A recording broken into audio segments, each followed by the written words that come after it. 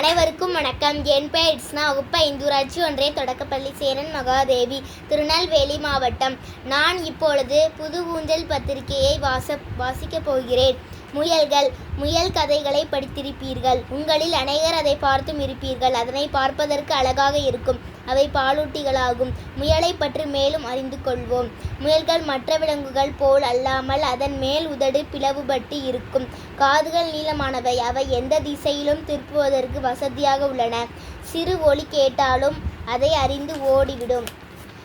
இதற்கு மோப்ப சக்தியும் பார்வை திறனும் மிக அதிகம். முயலின் முன்கால்களை விட பின்கால்கள் நீளமானவை. இதனால் பின்கால்களை உந்தி தள்ளி மிக வேகமாக குதித்து ஓடும். முயல்களில் 20ற்கும் மேற்பட்ட இனங்கள் உள்ளன. அவற்றில் சில இங்கே. காட்டு முயல் உருவத்தில் சற்று பெரியது. இவை பழுப்பு நிறத்தில் இருக்கும். வேட்டை நாய்கள் துரத்தினாலும் விரைவில் தப்பி ஓடிவிடும். இவை தாவர உண்ணிகள் கொறித்து தின்பதற்கேற்ப இதன் பற்கள் கூர்மையாக உள்ளன. பற்கள் தேய மீண்டும் வளரும்.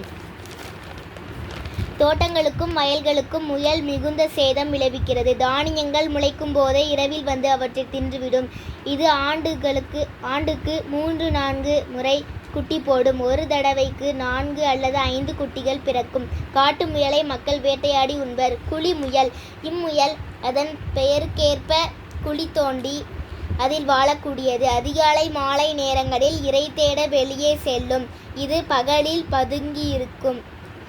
இது ஓராண்டில் 7 அல்லது 8 தடவை குட்டி போடும். இது விரைவில் பெருகிவிடக்கூடியது.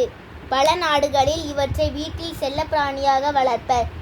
இது குதித்து ஓடுவதை காண அழகாக இருக்கும். குழிமுயல்களின் தோல் தொப்பிகள் செய்ய பயன்படுகின்றது.